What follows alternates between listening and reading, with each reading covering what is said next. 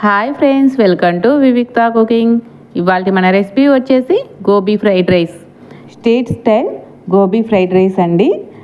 సాయంత్రం పూట అలా బయటికి వెళ్ళి రోడ్డు పక్కన ఉండే ఈ గోబీ ఫ్రైడ్ రైస్ని ఎంతో ఇష్టంగా తింటాం కదండి. అదే టేస్ట్తో మనం ఇంట్లోనే ప్రిపేర్ చేసుకోవచ్చండి. రోడ్డు పక్కన ఉండే ఈ గోబీ ఫ్రైడ్ రైస్ని మీలో ఎంతమంది టేస్ట్ చేశారో కామెంట్ సెక్షన్లో కామెంట్ చేయండి.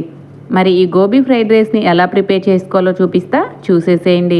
ముందుగా కాలీఫ్లవర్ని తీసుకొని వీడియోలో చూపించిన విధంగా చిన్న చిన్న ముక్కలుగా కట్ చేసుకొని తీసుకోవాలి. ఇప్పుడు స్టవ్ పై బౌల్ పెట్టి వాటర్ని యాడ్ చేసుకొని 1/2 టీ స్పూన్ పసుపు, సాల్ట్ని యాడ్ చేసుకొని వాటర్ బాయిల్ అయిన తర్వాత ముందుగా మనం కట్ చేసి పెట్టుకున్న కాలీఫ్లవర్ ముక్కల్ని యాడ్ చేసుకొని ఒక 70% కుక్ చేసుకోవాలి. చూడండి, ఈ విధంగా కుక్ చేసుకొని తీసుకోవాలి. కాలీఫ్లవర్ని వేరొక ప్లేట్లోకి తీసుకొని పక్కన ఉంచుకోవాలి.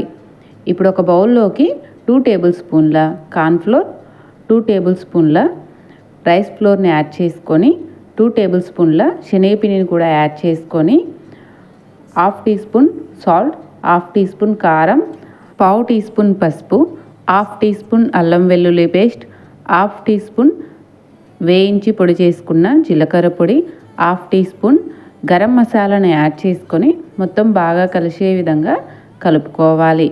ఇప్పుడు చిటికెడు రెడ్ ఫుడ్ కలర్ని యాడ్ చేసుకొని కొంచెం కొంచెంగా వాటర్ని యాడ్ చేసుకుంటూ మొత్తం బాగా కలిసే విధంగా కలుపుకోవాలి. రెడ్ ఫుడ్ కలర్ మీకు ఆప్షనల్ అండి, ఇష్టం లేకుంటే స్కిప్ చేసేయచ్చు. చూడండి, పిండి మొత్తాన్ని ఈ విధంగా కలుపుకున్న తర్వాత ఉడికించుకున్న కాలీఫ్లవర్ని యాడ్ చేసుకొని మసాలా మొత్తం కాలీఫ్లవర్కి బాగా పట్టే విధంగా కలుపుకోవాలి. చూడండి, ఈ విధంగా కలుపుకొని పక్కన ఉంచుకోవాలి. ఇప్పుడు స్టవ్ పై కడాయి పెట్టి డీప్ ఫ్రైకి సరిపడా ఆయిల్ని యాడ్ చేసుకొని ఆయిల్ బాగా హీట్ అయిన తర్వాత కాలీఫ్లవర్ని ఒక్కొక్కటిగా వీడియోలో చూపించిన విధంగా వేసుకుంటూ డీప్ ఫ్రై చేసుకోవాలి.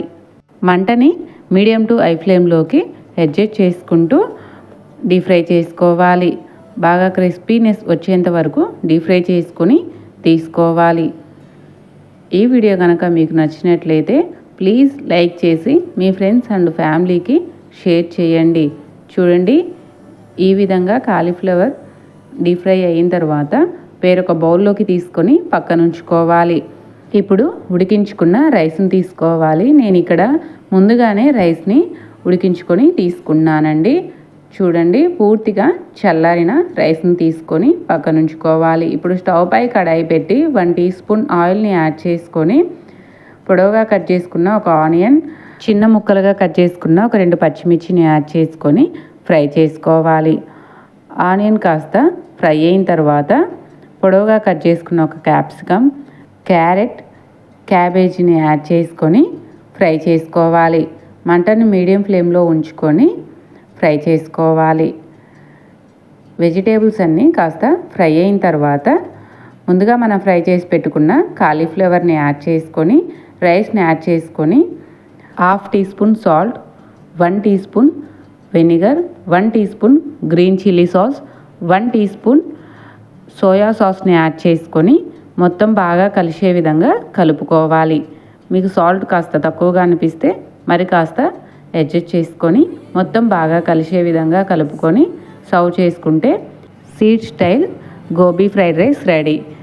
అచ్చం అదే టేస్ట్తో మనం ఇంట్లోనే ప్రిపేర్ చేసుకోవచ్చండి. తప్పకుండా ట్రై చేసి ఎలా కుదిరిందో కామెంట్ సెక్షన్లో కామెంట్ చేయండి. ఇలాంటి మరిన్ని వీడియోస్ కోసం మన ఛానల్ని సబ్స్క్రైబ్ చేసుకోండి.